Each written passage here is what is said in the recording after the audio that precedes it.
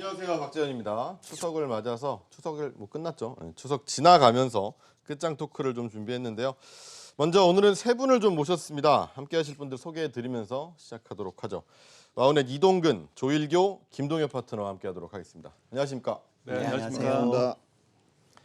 자, 일단 추석 특집으로 우리가 준비를 좀 했는데 추석 연휴에 이제 미국을 비롯해서 유럽 쪽에서도 괜찮은 좀 뉴스들이 나왔던 것 같아요. 내일 시장을 좀 더 기대해 볼 수 있을 것 같은데 이슈들 좀 살펴보고요. 그리고 우리 대응은 어떻게 해야 되는지 얘기를 좀 나눠보도록 하겠습니다. 주제 먼저 보고 시작하도록 하죠. 첫 번째 보겠습니다.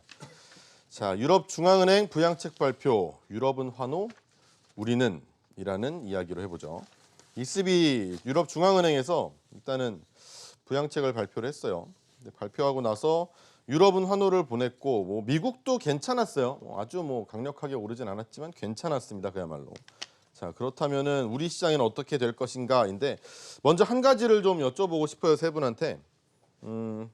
유럽의 양적 완화를 했는데 이거에 대해서 잘했다도 있는데 좀 못했다고 하는 사람들도 있더라고요. 이동훈 파트너가 볼 때는 그래도 잘했다 아니면 좀 이때까지 한 것도 있는데 너무 과한 거 아니냐. 어떻게 생각하세요?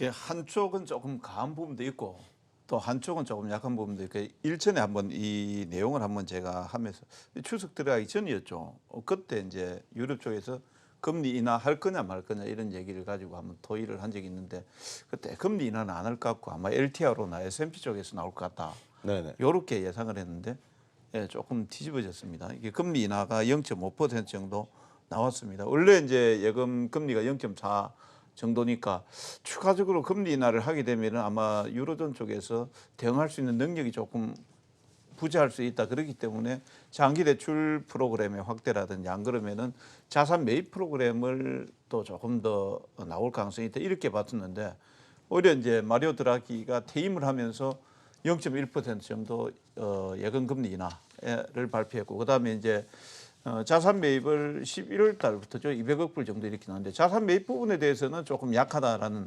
내용들도 있고 그래서 약간 어떻게 보면은 적절했냐라고 보면은 저는 일단은 좀 미흡하지만 적절하다라는 쪽에 한 개 안 한 거보단 낫다? 예. 그러니까 안 한 것보다는 한 게 낫다. 이렇게 이제 보고 있고 아무튼 일단 거기까지만 제가 말씀드리겠습니다. 네, 알겠습니다. 김동엽 파트너 볼 때는 어때요? 그래도 옆에서 얘기하신 것처럼 안 하는 것보단 낫지 않느냐 이것도 있고 아니면 굳이 지금 했어야 됐냐라는 것도 있고요. 어때요? 일단 우리 명절 연휴 시간에 그 기간 때 유럽 시장이 보여줬던 반응이 있으니까 분명히 시장의 반응을 보면은 안 한 것보다는 잘했어라는 평가로 인해서 시장이 좀 반등을 주지 않았나 생각이 드는데 그럼에도 불구하고 독일이라든가 정작 프랑스라든가 네덜란드 같은 경우는 양적 완화 프로그램에 대해서 또 반대한다는 얘기들도 나오고 있어가지고 이게 그 22에서 전체 의사국 참여국들 대부분의 의견을 통합을 해갖고 했다기보다는 22에 좀 단독적인 결정이 아니었나 생각이 들고 지금 제일 문제가 이렇게 금리를 계속 마이너스 금리를 더 심화시킬 수밖에 없는 상황이 성장률이라든가 인플레이션과 관련된 올해 하반기와 내년도 전망치가 계속 낮아지고 있다는 측면에서 충분히 이런 식으로밖에 갈 수가 없었다라는 결론이 나오는 건 자명한 것 같고 이게 하면서 얘기 나온 것들이 인플레이션 2% 도달할 때까지는 이 정도 금리 수준을 유지를 하겠다라고 계속 얘기를 했기 때문에 네. 제가 생각하기엔 지금 상황에서는 인플레이션 2% 완전히 물 건너간 상황이거든요. 그래서 그렇죠. 네. 엄청나게 오랫동안 이 정도 금리 최소한 이하를 유지할 가능성이 높다라는 점을 일단 좀 감안을 하셔야 될 것 같아요. 그러면 기왕 물 건너간 김에 앞으로도 계속적인 양적 완화도 좀 좋다고 보세요? 일단 이게 무제한적인 양적 완화가 가능할 거냐.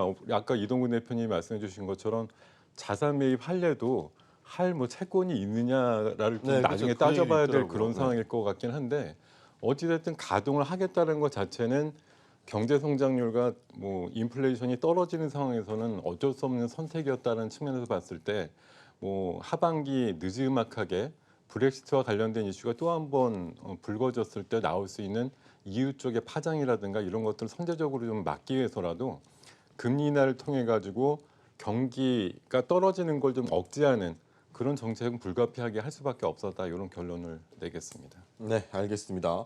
뭐 일단은 뭐 잘했다는 의견이 더 많을 것 같은데 조일교 파트너가 볼 때는 어떠세요? 이게 이제 우리가 ECB를 볼 때 한 세 가지를 봐야 되는데요. 이게 지금 금리도 내렸지만 월 200억 유로 규모의 채권을 매입한다 그랬잖아요. 11월 말까지. 근데 참 가슴 아프더라고요. 왜냐하면 한번 보세요. 지금 뭐 이거 다음에 또 BOJ 해야 되는데 BOJ가 마이너스 0.2, 유럽 마이너스 0.4. 그럼 만약에 채권을 매입을 해서 놔뒀다 하더라도 예탁 수수료 제외하면 계속 마이너스. 그죠? 언제까지 계속 매수를 할 거예요? 그러니까 중앙은행도 한계가 있는 건데.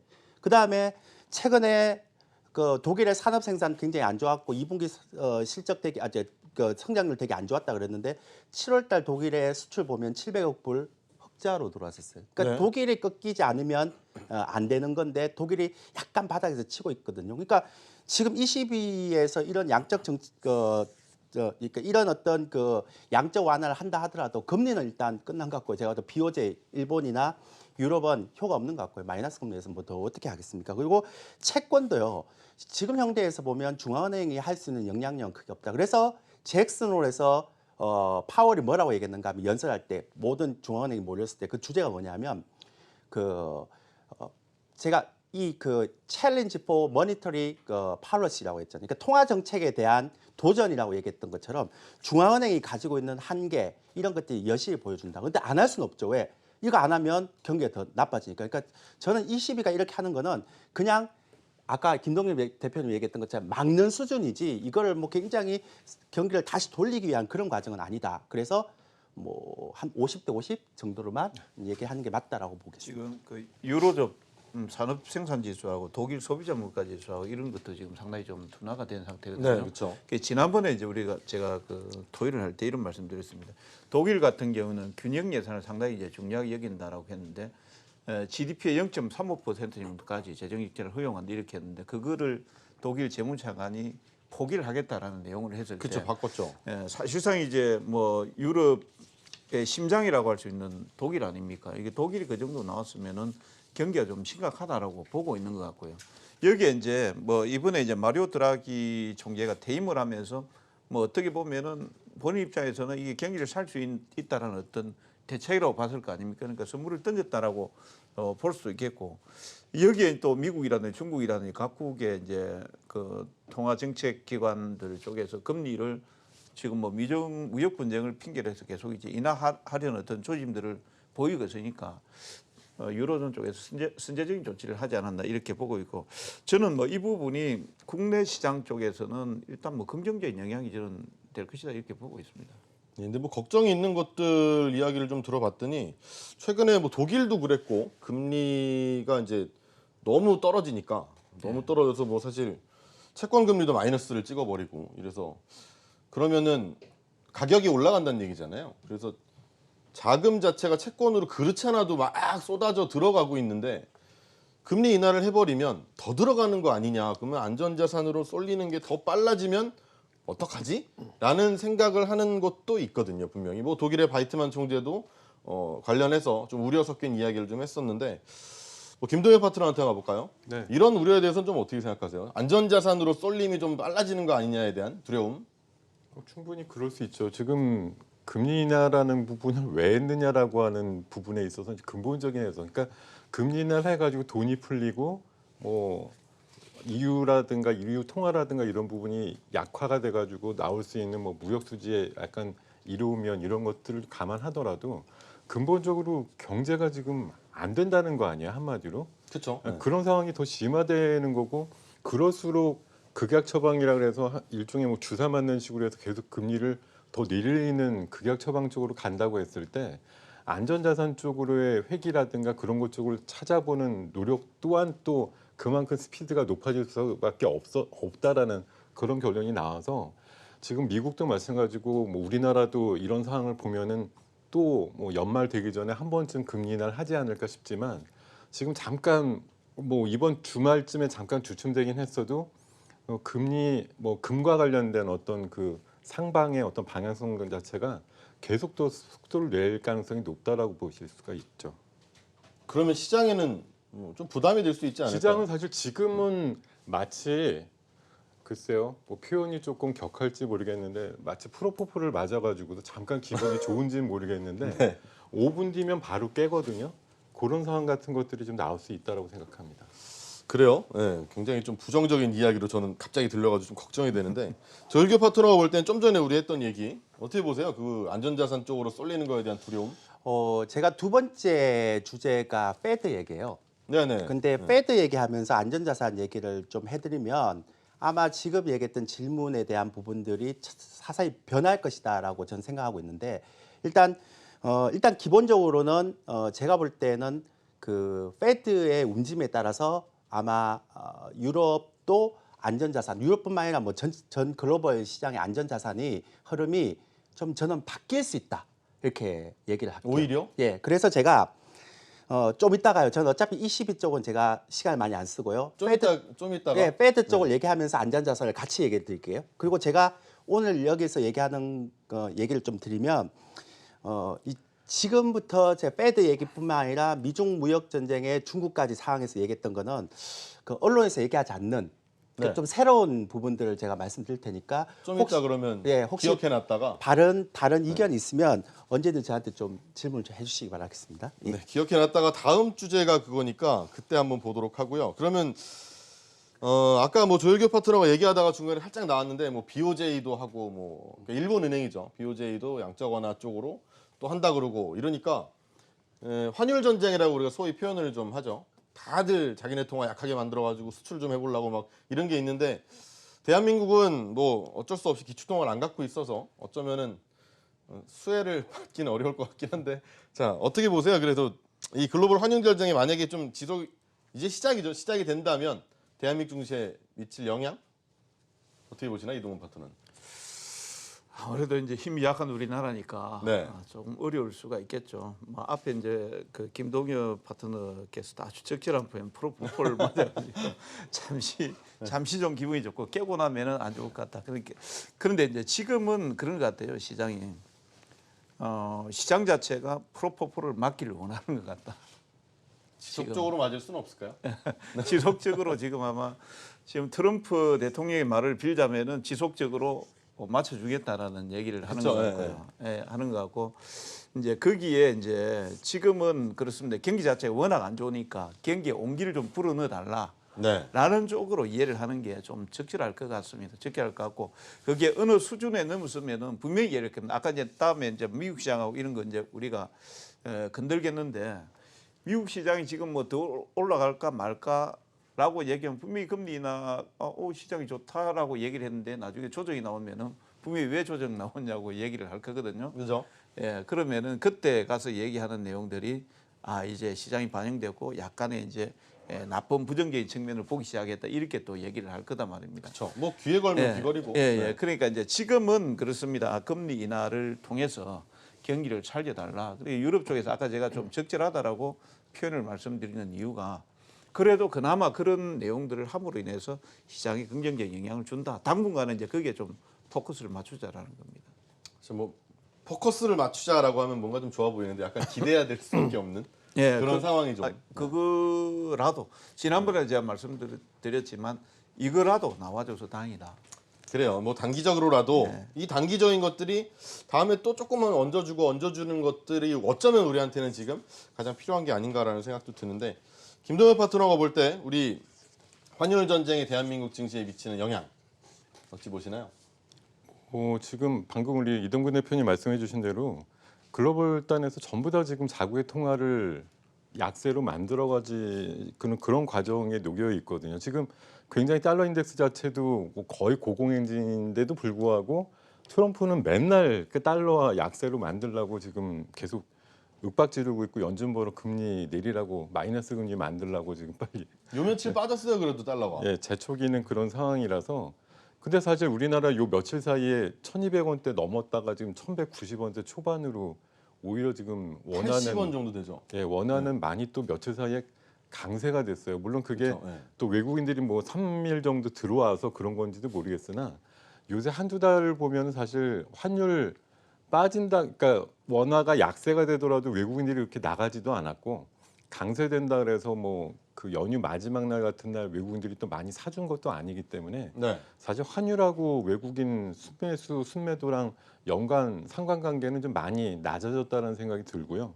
어차피 다른 나라들 지금 공격적으로 금리 인하 해가지고서 자국의 통화를 굉장히 약세로 만드는 것보다는 우리는 지금 사실 종속에 좀 가까워가지고 자발적으로 우리가 지난번에 7월달에 금리를 먼저 좀 내리긴 했지만 금리 내려가지고 우리나라 시장이 좋아했냐고요? 전혀 안 좋아했거든요. 그러니까 지금 한은의 스탠스도 미국이 뭐 다음 주에 내려도 바로 이어서 내리지 않고 거의 한 11월이나 12월 연말쯤 돼서야 움직일까 말까 하는 그런 스탠스라 어떻게 보면 환율과 관련해서 다른 나라 비해서 상대적인 약세로 진행되긴 좀 어렵고 특히나 미중 간의 협상이 지금 약간의 실마리를 찾아가면서 네. 위안화가 그 절하되는 면이 약간 멈췄거든요. 그렇죠. 고시 환율도 거의 정체 상태에 있기 때문에 이렇게 되면 우리나라 원화가 따라서 뭐 상관관계가 높은 상황에서 추가적인 약세 분위기로 갈 가능성 별로 없기 때문에 상대적으로 그 달러 아니 그 어떤 환율 그 간의 어떤 차이로 봐서는 좀 약하다. 그러니까 그 뭐냐면 힘이 약하다라고 볼 수가 있어요. 그래서 어떻게 보면 외국인들의 어떤 적극적인 매수가 안 들어올 것 같다는 생각이 들기 때문에 시장 전반적으로 봐서는 사실 환만 갖고 따져보면 앞으로 한 달 내지 이 정도 기간 동안에는 그렇게 긍정적이지는 않다라고 볼 수가 있겠습니다. 알겠습니다. 근데 위안화도 이번에 보니까 역외 환율 7.05 위안까지 또 고실에서 낮춰놨더라고요.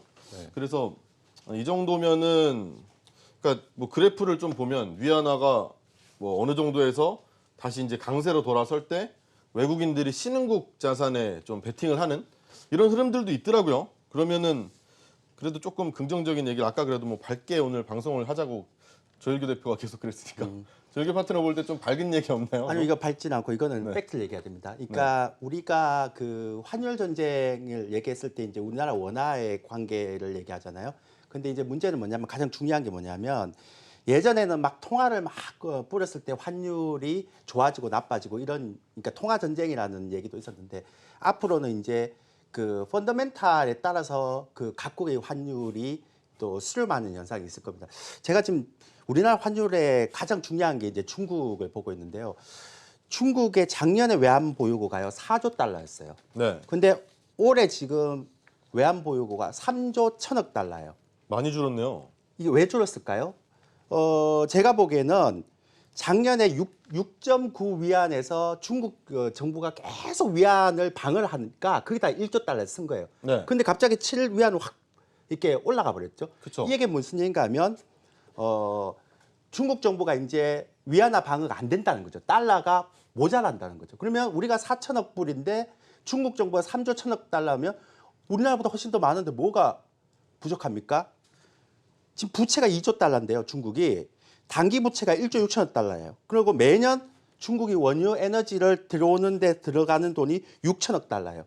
그다음에 홍콩에 DR을 발행해서 중국 회사가 홍콩에 그 설립해서 DR 발행하고 달러를 차입했던 그 자금이 한 4천억 정도 돼요. 그럼 다 빠지면요. 다 썼는데요? 6천억밖에 안 돼요. 그럼 제가 왜 이거 우리나라 환율하고 얘기를 하는가 하면 이거 지금 미국이 미중 무역 협상하고 계속 오래 가서 만약에 단기 부채 1조 6천억 대에 이자도 못 내는 상황이 되면 네. 중국에 외환위기 오죠.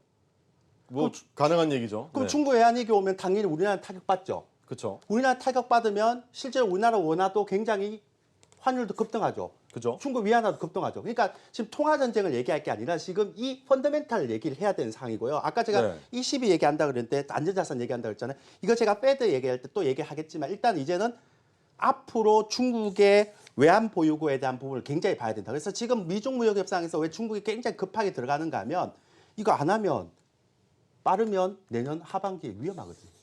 그래서 지금 여러분들 중국 외환 보유고 잘 보라고 얘기하는 거예요. 예. 아 그리고 제가 나중에 미중 보유 협상 가서 근데 중국도 그 M2 관련해서 다시 말씀드릴게요. 일단은 우리나라는 중국 외환 위기하고 연관돼 있어 환율 보자 이렇게 제가 결론을 내겠습니다. 예. 네. 자꾸 이 패드 할 때 얘기를 뭐나 해주신다 그래가지고 빨리 넘어가야지 안 되겠다. 다음 주제 넘어가겠습니다. 유럽이 쏘아 올린 공 미연준 비둘기로 받을까? 뭐 웬만한 분들은 무슨 말인지 못 알아듣게 제목을 써놨는데 그죠? 자, 이제 유럽이 먼저 ECB가 양적 완화를 했잖아요. 그게 쏘아 올린 공이고 비둘기로 받을까 하면은 연준도 뭔가 양적 완화를 좀 많이 하려는 이런 좀 공격적인 양적 완화로 받는다. 이거를 이제 비둘기라고 표현을 합니다. 비둘기로 받을까 싶은데 일단 예상부터 한번 해볼까요? 우리나라 시간으로 18일이죠, 그죠? 18일 새벽에 발표가 될 텐데 미국 25bp의 금리 인하 가능성이 뭐 선물 시장 보니까 한 80%. 근데 이게 100%였다가 내려온 거라서 조금 덜 하려나? 뭐 이런 생각이 자꾸 들게 되는데 25bp 하는 거, 50bp 하는 거 뭐 이 정도? 0.25%냐, 0.5%냐? 세 분 뭐 나는 0.5% 예상한다 계세요? 없네요. 자, 동결 계시나요? 저는 확률상으로는 동결 쪽에서 무게를 두고 있습니다. 아, 자, 한 분이라도 계시는 게 어딥니까? 예. 네, 다른 게 있어야 아니, 되는데. 토론의 드디어. 재미를 위해서. 고맙습니다. 네. 자, 동결. 왜 그렇게 생각하죠? 지금 제로에서 11%까지 확률이 올라왔거든요. 네. 한 일주일 전만 하더라도 50bp야 25bp야 이거 가지고 그렇죠. 네. 93%대 6.5% 이런 확률 갖고 놀았었는데 일주일 사이에 25bp 인상이 88.8%고 동결이 11.2%로 지금 마지막으로 제가 확인해 본 수치는 그렇게 나와요. 그래서 제로에서 지금 11%까지 올라왔다라는 거. 그리고 네. 그에 발맞춰 가지고 미국 10년 만기 국채가 1.4%대까지 내려왔다가 금요일 날 마감이 거의 1.89 내지 1.90까지 찍었거든요. 네. 그 정도로 일주일 만에 한 40bp 이상 지금 급등을 했어요. 그래서 이게 적어도 뭐 동결이라고 하는 건 지금 선물시장에서 예측하는 확률 기준으로는 사실 굉장히 아직까지 극소수 의견에 불과하기 때문에 현실화될 가능성은 없지만 연준의 그 18일 날, 그러니까 우리나라 시간으로 보면 19일 새벽에 나오겠죠. 그 스탠스 자체는 25bp 정도를 인상을 하지만 거의 동결에 준하는 정도로 다음번 스케줄이 없다라는 식으로 코멘트가 나올 가능성에 좀 무게를 두고 있어서 거의 동결과 진비 없는 효과다 이렇게 좀 생각을 하고 말씀을 드리려고 합니다. 동결과 진배 없는 효과 이게 되면 네. 사실 우리가 지금 생각하는 건 이제 시장에서 볼 땐 25bp 정도가 뭐 거의 뭐 컨센이고 일단은 그 다음에 파월이 기자회견에서 얼마나 세게 얘기해 줄 거냐 아니면 나중에 의사록 나왔을 때 거기에 반대하는 사람이 몇 명 있었냐 뭐 이런 것들을 이제 중요시 보자라는 지금 분위기가 지금 만들어고 있는 상태인데 네. 트럼프가 가만 안 있지 않을까요? 이거를 그러니까 지금 마이너스를 만들려고 제가 하고 있는 것 생각하는 같아요. 건요. 이번에 동결까지는 안 가겠지만 굉장히 보수적으로 다음번 뭐 사항이 없어. 지난번에 잭슨 홀 때도 그렇게 얘기를 했잖아요. 그 중장기적인 사이클로 이게 가는 게 아니고 상황을 보면서 적절하게 조치를 하겠다고 하는데 지금 저는 거의 최고치에 다다르고 있는 증권 지수의 어떤 흐름이라든가 지금 유럽이 인하를 했다고 하지만 유럽하고 미국하고 지금 경제 상황이 같은 레벨로 볼 수 있는 거냐? 그렇지 않죠? 예, 그런 상황도 그렇고요. 지금 완전 고용에 가까운 어떤 고용 지표라든가 물가 안정세가 일어나고 있어서 뭐 2%를 못 맞춰서 지금 인하를 해야 된다든가 그건 좀 억지에 가깝고 연준의 의사를 반대로 생각하는 거는 지금 트럼프 대통령하고 나바로라고 하는 그 위원장 2명 말고는 연준의 의견에 아무도 토를 달지 않고 있다라는 걸 제가 알고 있는 건 아니지만 저번 기사로 한번 본 것 같아요. 그래서 저는 연준이 이번에 파월이 뭐 직을 걸더라도 뭐 트럼프가 파월 의장을 해임할 수 있는 권리가 있는지는 모르겠어요. 그러니까 들어보니까 의장에서 일반 위원으로 강등시킬 수 있는 권리는 있는가 본데 네. 그런 정도까지 감수하더라도 이번에 연준의 어떤 그 기본적인 가치는 좀 지키지 않을까 좀 그렇게 생각을 하고 있습니다. 그래서 뭐 그런 기사도 있더라고요. 너무 이제 트럼프하고 의견이 다르니까 이러면은 정말 잘리는 거 아니야? 이래서 가장 뭐 임기가 길었던 또 짧았던 이런 연준 의장을 비교하는 기사도 재미로 나와 있더라고요. 네. 좀 걱정이 되기도 하는데 이동훈 파트너 예. 옆에서 계속 가만히 계셨는데 자 이제 이야기를 좀 해주시죠.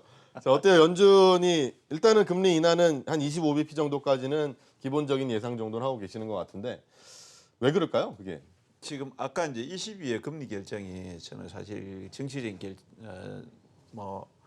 좀 그 결정이 많았다 이렇게 보고 있는데 지금 연준의 결정도 저는 그렇다고 보고 있습니다. 왜 그렇다고 보고 있냐면은 지금 뭐 트럼프 대통령이 계속해서 지금 연준을 보고 얘기하는 게 앉아 있고 앉아 있다라고만 얘기를 하거든요. 그러니까 아무것도 안 하고 계속 앉아 있고 앉아만 있다 이렇게 이제 얘기를 하고 있는데 지금 일전에 이제 중국 같은 경우는 지준율 인하 0.5% 했지 않습니까? 우리 돈은 한 150조 정도가 지금 시장에 투입되는 효과가 있고 여기에 이제 마침 또 사실 이제 트럼프 대통령은 적은 껴안고 동맹은 때리고 있거든요. 근데 이제 그 때리는 동맹 중에 하나가 가장 좀 그 심하게 좀 때리는 쪽이 22유로존 쪽인데 마침 또 유로존 쪽이 또 금리 인하를 0.1% 정도 해버렸단 말이에요. 그러면 뭐라고 얘기하겠습니까? 만약에 동기를 나와가지고 시장이 빠지거나 조정이 나오면은 니 탓이다 되는 거죠. 예, 무조건 100% 작년 또 12월 1일 날 그랬듯이 무조건 100% 파월 의장한테 돌아가는 그죠. 거죠. 그러니까 독박이죠, 쉽게 정말. 말하면 완전히 독박 쓰는 경우가 나오기 때문에 제가 볼 때는 연준은 이번에 끌려서 그냥 나온다. 그냥 멱살 잡혀서 그냥 끌려서 금리나 0.25% 아까 이제 우리 김동혁 파트너께서도 얘기했지만 사실 인하는 하되 거의 동결에 준하는 수준의 발언이 나오지 않을까. 그러니까 나는 어쩔 수 없는 금리 인하를 한 거야. 누구 때문에? 트럼프 때문에. 저번이랑 비슷한 스탠스예요. 예, 그런 쪽으로 나오지 않을까라고 생각을 하고 있고 지금 현재 뭐 시장에서도 한 70에서 80% 정도, 0.25% 정도 금리 인하를 하는 쪽에 이렇게 나와 있기 때문에 아마 뭐 경제 지표나 뭐 굳이 금리 인하를 해야 된다라고 이렇게 그 지표들을 끄집어낸다라고 하면 ISM 제조업 지표라든지 뭐 이런 것들, 그렇죠. 좀 핑계는 될 수 있으니까 그런 것들이 끄집어져 있으니까 그거 가지고 금리 인하를 해야 되겠다라고 하겠지만 실질적으로는 이제 연준 입장에서 보면 정치적인 결정을 할 가능성이 높다.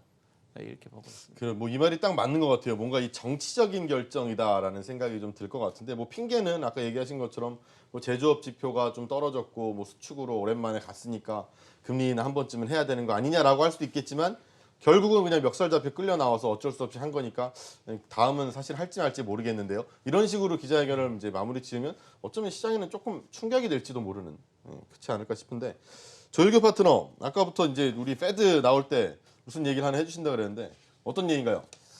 자 이제 제가 좀 쌈박한 얘기를 하겠습니다. 아까 제가 중국 얘기할 때 뭐 외환위기 얘기하니까 굉장히 또 겁을 먹는 분이 있는데 미중 무역 협상이 안 되면 최악의 경우 외환위기니까 너무 겁먹지 마시고 자 페드 얘기할게요. 10월달 우리 금리 FOMC 또 있죠. 9월달에 제 예상은 25bp 그리고 이제 10월달에 제 예상이 맞다면 전혀 예상하지 못했던 일이 하나 일어날 가능성이 큽니다. 자, 그 얘기를 제가 왜 하는가? 9월은 의미 없다. 일단은 한국하고 미국하고는 결산일이 다릅니다. 지금 무슨 얘기인가 하면 부채 한도를 딱 그러니까 부채에 대한 결산, 그러니까 미국의 재무부가 딱 이렇게 그 재정을 딱 이렇게 결산을 딱 짓는 해가 우리는 12월이지만 미국은 9월이에요. 그러면 미국에서 7월 달에서 9월 달까지 미국 재무부가 미국의 국채를 팔아야 되는 게 대충 8,100억 달러. 그러니까 우리 돈으로 1조 정도 되죠. 1조 정도 되는데 지금 많은 사람들이 그런 얘기해요. 장단기 금리가 역전돼서 경기 침체 때문에 이렇게 역전됐다라고 얘기를 하는데 왜 그런 쪽으로만 생각하시죠, 여러분들? 자, 페드가요. 지금까지 했던 게 뭐냐면 장기 국채를 계속 팔고 단기 국채를 계속 샀죠. 자, 그러면 오퍼레이션 트위스트 했잖아요. 그럼 이런 것들 때문에 실질적으로 장단기 금리가 역전될 수도 있지 않나요? 그렇죠. 가능하죠. 가능하죠. 그런데 이제 문제는 뭐냐면 왜 이런 짓을 하겠냐고요. 물론 이제 옛날에 가면 모기지 쪽으로 봐야 되지만 당장은 미국에 지금 부채가 너무 부채가 너무 많으니까 부채 한도까지 정해갖고 통과시킬 정도로 재무부 쪽에서는 계속적으로 1조 달러 정도를 계속 미국 국채를 팔아야 되는데 실제로 팔라 그러면 이런 형태의 장단기 금리 역전 안 하면 누가 사죠? 안전자산 현상은 할 수가 없잖아요. 그리고 만약에 이렇게 이제 끝났다 칩시다. 9월까지 계산 끝났어요. 그러면 새로운 계산이 잡히면 그때부터는 어때요? 새롭게 잡히잖아요. 그럼 이제 미국 재무부 쪽에서는 상당 부분 굉장히 또 여유가 생기죠. 그럼 예를 들어서 보세요. 지금까지 계속 국채를 팔았으면 유동성 M1이라는 게 계속 유동성이 줄어들어갖고 이렇게 될 수도 있는 건데 왜 이게 경기 탓으로만 돌리냐고요. 저는 이게 말이 안 되는 얘기고 그다음에 만약에 10월 달부터 페드가 굉장히 많이 바뀌어서 만약에 금리도 대폭적으로 인하시키지만 그게 아니라 양적 완화 시작하면 어떡할래? 그러면 제 시나리오가 맞잖아요. 결국 무슨 얘기인가 하면 10월 달부터는 트럼프가 인프라 투자 2조 달러를 해야 되기 때문에 실질적으로 페드에서도 양적 완화의 필요성이 있다고요. 왜? ISM 지금 제조업 지수가 50 이하로 갔습니다. 특히 신규 주문이 47이에요. 그러니까 소비 지표가 좋아서 괜찮다라고 얘기하는데요. 소비는 경제 지표에서 선행 지표가 아니기 때문에 볼 필요 없고요. 서비스 지수도 하락하면 침체잖아요. 그러니까 이게 연준 모르겠습니까? 민간 투자가 계속 줄어드는데 그러면 공공 투자를 해야 된다고요. 근데 공공 투자 할 수 있는 건 뭐예요? 트럼프 인프라 투자 2조 달러밖에 더 있습니까? 그러면 2조 달러 하려면 어떻게 해야 돼요? 채권을 발행해야죠. 국채를 돈이 있어야 될 거 아니에요. 그래서 9월 달에 딱 끝나면 제가 볼 때 미국 증시는 연준은 스탠스가 다를 거다. 뭐 트럼프하고 막 싸우는 일 제가 볼 때 10월부터는 없을 거다. 화끈하게 해줄 거다. 아예. 왜냐하면 그렇게 안 하면 미국 경제가 흔들린다니까요. 특히나 제가 왜 이 얘기를 하는가 하면 아까 얘기했던 것처럼 민간 투자가 안 되기 때문에요.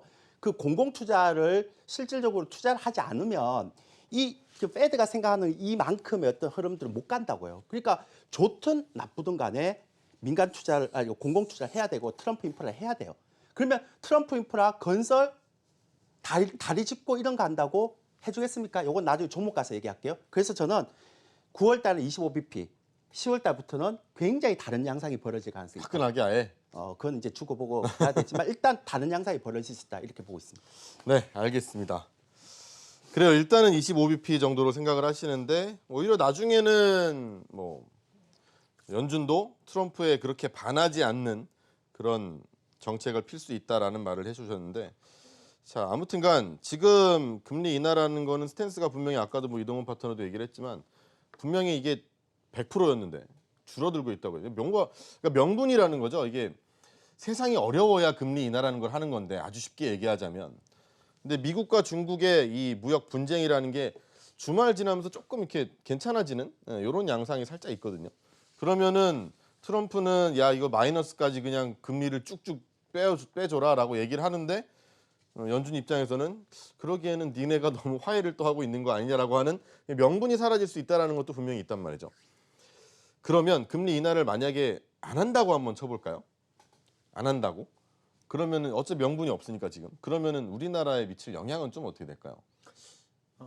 지금 시장에서 어떻게 보고 있는 거가 중요한 것 같아요. 이게 주식시장 같은 게 이연령 비연령인데요. 기획 열면 기거리, 코익 열면 고거리인데 네. 지금 시점에서는 뭐 금리 인하를 당연히 이제 해야 된다라고 이렇게 보고 있는데 만약 안 한다라고 하면은 네. 그 자체가 또 불확실이 된다 이렇게 보고 있고요. 네. 지금 현재 시점에서는 뭐 저는 금리 인하 내지 금리 동기를 한다 내지는 또 금리 인상을 한다 이런 내용들은 아예 생각지를 않은 내용들이고 아예 이제 금리 인하 0.25% 정도 뭐 정치적으로 할 수밖에 없다 이렇게 보고 있고 만약 안 한다고 나왔다라고 하면 저는 시장에 충격이 좀 있을 것이다 이렇게 보고 있습니다. 특히 우리 시장 같은 경우에는 그럼 우리 시장에 충격이 있을 수밖에 없을 거다. 만약에 안 한다면 그럼 하면은 괜찮고요. 하면은 일시적으로 이제 시장 유동성이 공급된다 이쪽에 포커스를 맞출 것 같아요. 알겠습니다. 네. 뭐 이따가 뭐 일단은 이번 주에 있을 이 FOMC에서 분명히 금리 인하는 뭐 있을 가능성이 제일 높긴 한데 있게 되면 단기적인 어떤 유동성 공급에 대한 기대 이런 것도 있으니까 요거 다음 시간에는 우리가 업종 관련된 얘기를 할 거거든요. 그때 좀 더 자세히 여쭤보도록 하고요. 김동엽 파트너가 볼 때는 어떠세요? 이 네. 금리 인하를 혹시 안 한다면 아니면 뭐 안 한다고 할 수도 있다고 하셨으니까 시장에 주는 영향? 뭐 원래 다들 하는 줄 알고 있었는데 만약 안 한다 그러면은 그것보다 놀라운 일이 어디 있겠어요. 시장은 당연히 예상하셨잖아요. 아니, 저 혼자 지금 이러고 앉아 있는 거지 사실 금리 동결된다고 생각하는 사람이 거의 여기 없죠. 뭐 사실은. 10,000명한테 물어보면 네. 한 10명도 안 나올 걸요. 아마 지금 그런 상황인데 근데 올해 근데 많은 글로벌 이벤트의 결과값이 대다수의 예측하고는 굉장히 동떨어진 결과를 많이 가끔가다 났던 나와요, 요즘은 거가 그래도. 있었기 때문에 그런 부분에 뭐 일말에 사실 기대값도 크진 않아요. 근데 하면은 이제 큰일 날 수도 있겠다라는 생각이 드는데 그게 이제 파월 의장 지금 지난번에 잭슨홀에서 뭐 얘기 나온 거 보면은 3대 3의 의견이 지금 맞닥뜨리고 있거든요. 네. 금리 왜 더 내려야 되니라는 사람도 3명쯤 있었고 네. 연방은행 총재 중에 3명은 여전히 많이 내려야 돼 이런 사람들까지 지금 해서 3대 3으로 부딪혔던 그런 것들이 얼마 전에 있었기 때문에 네. 지금 패드 뭐 전체 위원들 중에서 아마 이번에 결론이 나와도 만장일치라는 건 없을 거고 그렇죠. 어떤 결론이 나와도 한 6대 4 정도일 것 같거든요. 그러니까 그 효과는 사실은 굉장히 반감이 되는 거죠. 금리를 내렸더라도 그렇고 동결이 됐더라도 뭐 차후에는 얼마든지 상황에 맞춰갖고 오히려 금리 동결하고서 상황이 좀만 안 좋아지면 무조건 내릴게 이렇게 얘기하는 게 시장에 더 좋을지도 몰라요. 그러면 지금부터 우리 그냥 연준이 회의 있을 때까지 네. 시장에 대한 뭐 전략이라 할까요? 뭐 어떻게 좀 짜려고 생각 중이세요? 지금은 그때까지 발표 전까지. 저는 그래서 오늘 공방을 미리 했어요. 12시 넘어서 제가 공방할 수 있는 물리적인 한계가 좀 있기 때문에 네. 오후 한 5시쯤에 하면서 18일 날 오전에 현금 좀 만드세요 이렇게 얘기했습니다. 아, 네, 알겠습니다. 자, 뭐 기왕 이 얘기를 해봤으니까 조일교 파트너한테도 물어볼게요. 이거 연준 회의 딱 그 좀 전에 얘기하신 거 18일 오전에 현금을 좀 만듭시다라고 하는 전략을 갖고 계신 분이 옆에 계신데 어떻게 생각하시나요? 아니, 금리를 인하하든 안 하든 상관없습니다. 그럼 그러니까 어떤 전략을 좀 하고? 그러니까 제가 얘기한 건 가져가야죠. 왜? 제가 볼 때는 네. 10월 달이 중요하다 그랬잖아요. 아까 제가 볼 때 10월 달이 달라진다니까. 제 예상이 틀릴 수도 있지만 그러니까 9월 달에 만약에 금리 인하를 안 했다. 그럼 10월 때 더 많이 하겠죠. 오히려 왜? 그러겠죠. 왜냐면 당연히 그게 수순되니까. 그러니까 우리가 자꾸 페드의 금리 쪽을 자꾸 포커스를 맞추니까 그러니까 금리가 내리냐 뭐 내리지 않느냐 25pp 내리냐 50pp 내리냐 이 얘기가 하고 있는데 제가 아까 얘기했잖아요. 오퍼레이션 트위스트하고 네. 뭐 부채 한도 9월 말 결산 끝나고 이 시나리오대로 가면 10월 달에 페드가 금리도 인하지만 양적 완화해야 된다니까요. 왜냐하면 미국 재무부가 국채 발행하는데 그거를 페드에서 안 사주면 재무부가 돈이 어디 있어서 인프라 투자합니까? 그렇죠. 그러니까 실질적으로 양적 완화에 대한 부분이 나올 수도 있다니까 10월 달에. 그래서 9월 달에 금리 인하 하지 않더라도 10월 달에 혹은 하반기에 금리 인하폭이 더 커질 수 있고 양적 완화에 대한 부분들이 있기 때문에 오히려 시장에 대한 부분들은 제가 볼 때는 12월까지는 더 가져가야 된다고 보는 거죠. 그리고 제가 또 아까 말씀드렸던 게 뭐냐면 그렇게 트럼프 인프라 투자를 할 때 사람들이 야 트럼프 인프라 관련주가 뭐냐 물론 2부에서 얘기하겠지만 예전처럼 건설, SOC, 다리, 항만 이런 거 해갖고는 낸시 펠로우 의장이 승인을 안 해줘요. 네. 아 해주겠어요. 생각해 보세요. 그러니까 트럼프 인프라는 이제 공공 투자인데 트럼프 인프라는 건설, 항만 이거 아니고요. 5G, 4차 산업, 유통 시스템 이쪽이라고요. 이쪽은 건설 SOC보다 돈이 2배가 더 많이 들어요. 그리고 이건 민주당하고 공화당이 동시에 찬성하는 거잖아요. 찬성하는 거니까 페드도 명분이 있죠. 그러니까 이번에 9월 달에 금리 인하 안 한다고 해서 겁먹지 마시고 제가 볼 때는 그냥 연말까지는 좀 긍정적으로 보시라. 근데 내년이 위험하다 저는 그렇게 얘기 드릴게요. 알겠습니다. 예. 두 분의 이야기 달라서 한마디 덧붙이실래요? 저도 지금 저는 아예 금리 인하를 하는 쪽으로 지금 포커스를 맞추고 있는데 아, 근데 상관이 없네요, 사실. 예, 전혀 지금 저는 보유. 예. 저는 그냥 아예 지금 시점에서 이제 추후에 왜 그러냐면 각국이 이미 이제 환율 전쟁으로 접어들었고 네. 유동성을 보강하는 쪽으로 들어갔거든요. 그러니까 이 기조는 제가 받을 때는 끊길 수 없다. 왜 그러냐면 1년 전에 만약에 이제 미국 연준 쪽에서 계속 금리를 인상한다 가다가 갑자기 이 기조가 꺾였잖아요. 지금 꺾이면서 지금 중국 쪽에서도 지금 지준율 인하 9월 20일 날도 중국도 아마 금리 인하할 것 같아요. 금리 인하를 하고 22쪽에서 금리 인하하고 우리도 지금 1.5% 대인을 갖다 한 차례 정도 더 내릴 여건이 있다, 의향이 있다 이렇게 나오고 있거든요. 이게 기조단 말이죠, 이게. 네. 그게 이 기조를 쉽게 뭐 금방 인하했다, 인상했다 이렇게 하지는 않을 거단 말이에요. 그럼 한번 꺾였으면 저는 계속해서 꺾이는 쪽으로 들어갈 가능성이 높고 지금 아까 저는 이제 이 내용을 전체적으로 이게 풀어가는 시황을 풀어가는 게 좀 정치적으로 좀 많이 보고 있거든요. 트럼프 대통령은 계속해서 누구를 두들겨 패고 있습니다. 이게 제롬 파월 의장이죠.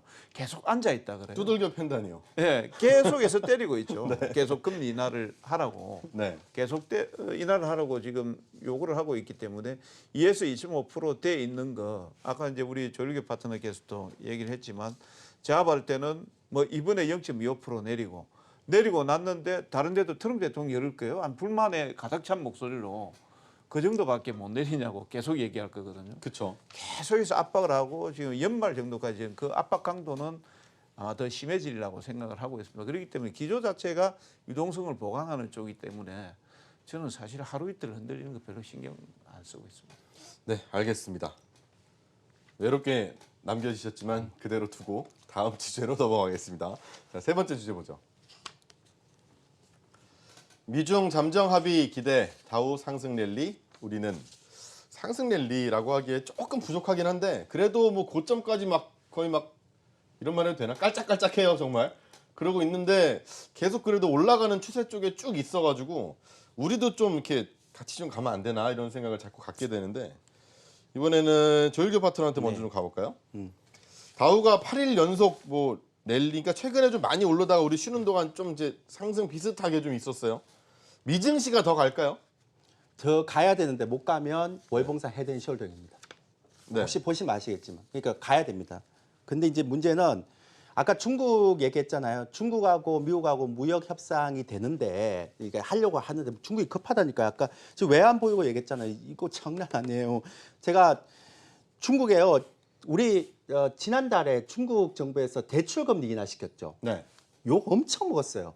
아니 쓸데없는 짓을 했다고. 왜냐하면 보세요. M2라는 게 있어요. 총통화라고 있는데 그 이제 통화에서 M2 총통화라는 거 외화 보유. 그러니까 좀 쉽게 너무 어려우니까 쉽게 얘기해서 기업들이 경기가 안 좋아지면 투자를 하려고 저축을 해놔요.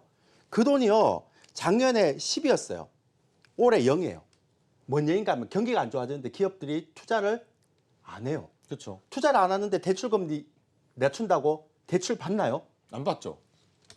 바보예요, 바보들. 그러니까 이거 안 하니까 그다음 하는 게 뭐예요? 지준율하고 돈 풀잖아요. 네. 자, 이 얘기는 무슨 얘기인가 하면 제가 바보라고 얘기해서 미안. 공안이 잡으러 오면은 저 다음에 공안이 잡으면 뵙겠습니다. 제가 쑥스럽지만 그럼 결국 무슨 얘기인가 하면 지금 중국이 만약에 미국하고 합의를 안 해서 만약에 미중 수출에서 이익을 못 가져오면 아까 1조 6천억 달러 단기 부채 이자 못 내면 내년 외환위기 온다니까. 그래서 며칠 전에 소로스가 뭐라고 했습니까? 하회권 우리가 양보하면 안 된다.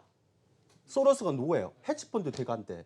헤지펀드 이거 모르겠어요? 중국에 벌써 외환시장 다 공략했죠. 그러니까 중국에서 이 부족한 부분을 해결하기 위해서 어떻게 했습니까? 자본시장은 전부 다 어떻게 해요? 개방해버렸잖아요. 그러니까 제가 왜 이 얘기를 드린가 하면 아까 제가 얘기했던 것처럼 지금 우리가 얘기하고 있는 이 모든 것들의 다 핵심은 뭐냐면 아까 얘기했지만 중국하고 미국하고 무역협정을 하지만 절대로 미국은 그냥 완전한 합의 안 한다. 약간만 숨통을 벌어준다. 그래서 그냥 관세만 약간 연기해주지 결론 없다.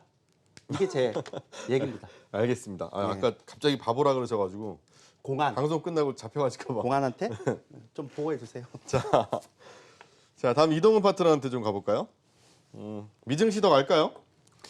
더 가야 된다고 저도 보고 있습니다. 갔으면 좋겠어요, 그죠? 네. 아니, 갔으면 되겠고 아마 가게 만들지 않을까라는 거. 어차피 뭐 지수는 트럼프 대통령이 관리를 하고 있으니까 네. 저는 그렇게 보고 있습니다. 그다음에 이제 지금 8일 연속 랠리를 보였는데 어떻게 될까? 단기적으로 본다라고 하면 어차피 이제 그 금리 결정하는 날 그때는 차익들이 좀 나올 겁니다. 네. 뭐 좋든 나쁘든 간에 뭐 동결을 하든 인하를 하든 저는 인하한다고 보고 있지만 인하를 해도 차익이 나올 거고 동결을 해도 단기적으로는 차익이 나올 거다라고 보고 있는데 오히려 이제 이후에 계속해서 올라갈 수 있는 게 이제 유동성이라든지 이런 내용들을 가지고 주식시장을 좀 띄우겠다라는 생각을 하고 있고요. 그다음에 이제 미중 무역 분쟁이라든지 이런 내용들은 저는 누차 계속해서 말씀드리고 있는데 연말까지는 완전한 합의는 없을 거다. 네. 근데 계속해서 말씀드리지만 그냥 한 100% 중에 95% 정도까지는 마무리를 지어야 내년 또 트럼프도 보장이 된다. 예, 그런 생각을 갖고 있고 이번에 이제 우리가 추석 때 쉬고 있을 때 미중 간의 무역 분쟁이나 이런 내용들이 상당히 좀 긍정적인 내용들이 나왔단 말입니다. 그런 내용들을 봤을 때 아마 제가 예상을 하고 있는 수준이 맞지 않을까라는 생각을 지금 하고 있습니다. 이렇게 미증시는 좀 더 올라갈 가능성이 높다. 조정을 받더라도. 네, 알겠습니다. 그러면 김동현 파트너한테 어차피 미증시 뭐 더 가는 거에 대해 어떻게 생각하세요? 뭐 이것도 혹시 안 간다 쪽으로.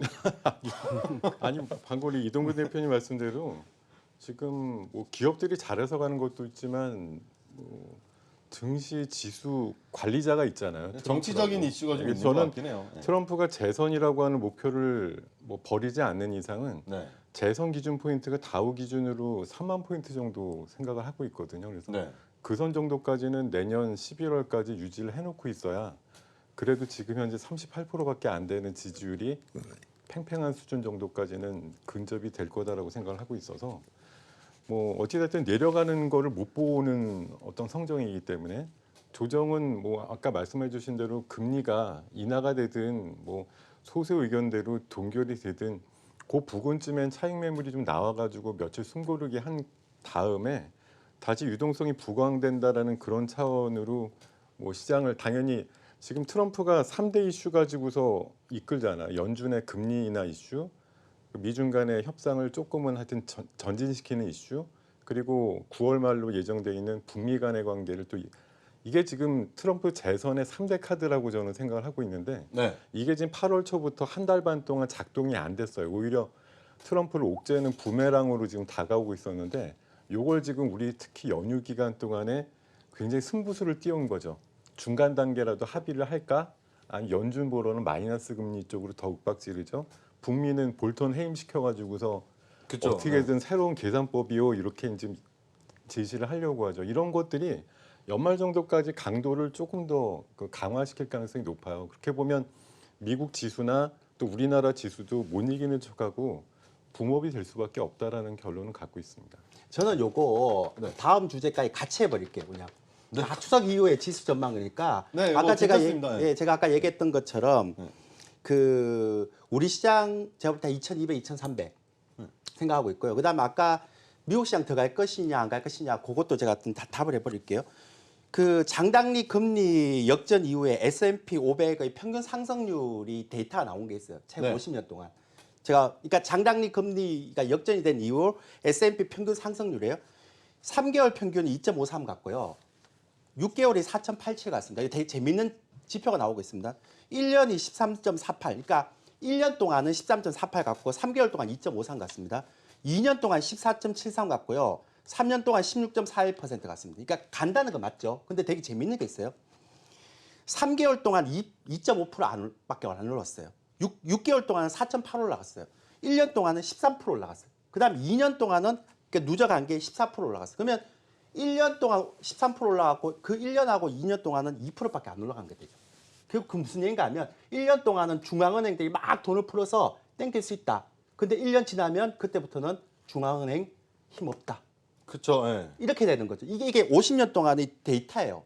통계치. 그러니까 어떤 형태든 간에 지금 20에서 돈을 풀고 그다음에 제가 10월 달부터 이제 양적완화 나올 수 있다고 그랬죠. 그렇게 되면 올릴 수는 있어요. 근데 그게 예전처럼 굉장히 오래 갈 수는 없다는 거예요.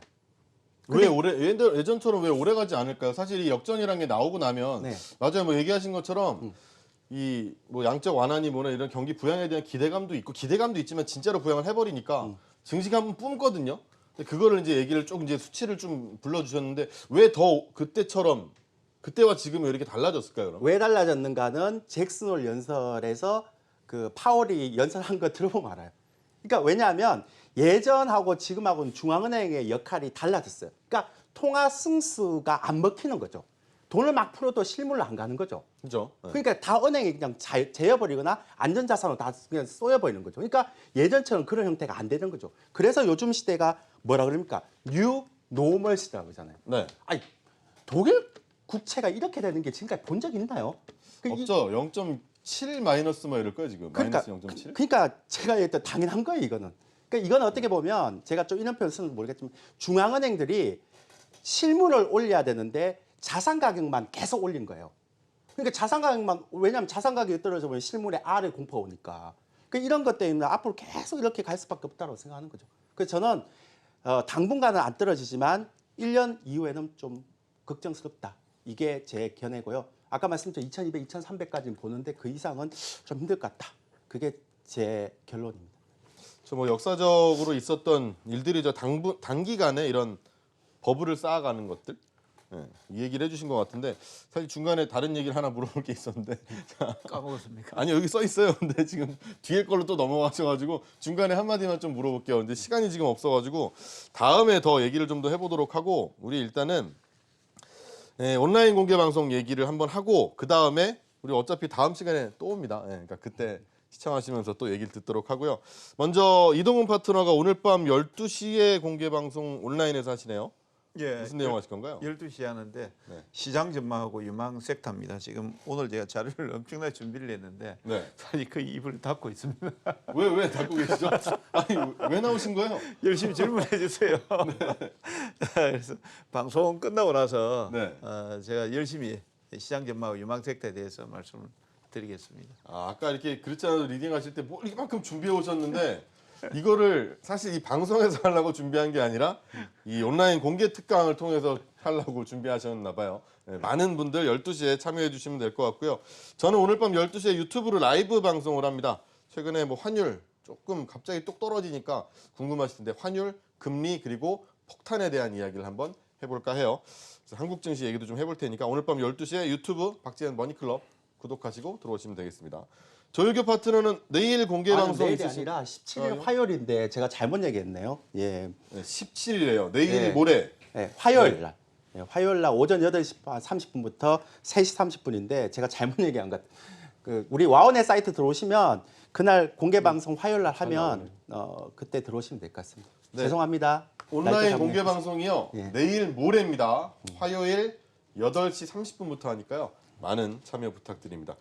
자, 추석 이후에 증시 주도주를 찾아라. 일단 시장 분석을 좀 해봤습니다. 시장 분석 해봤으니까 또 10부에서 이어서 찾아오도록 할 테니까요. 쭉 많은 시청 부탁드리겠습니다. 고맙습니다.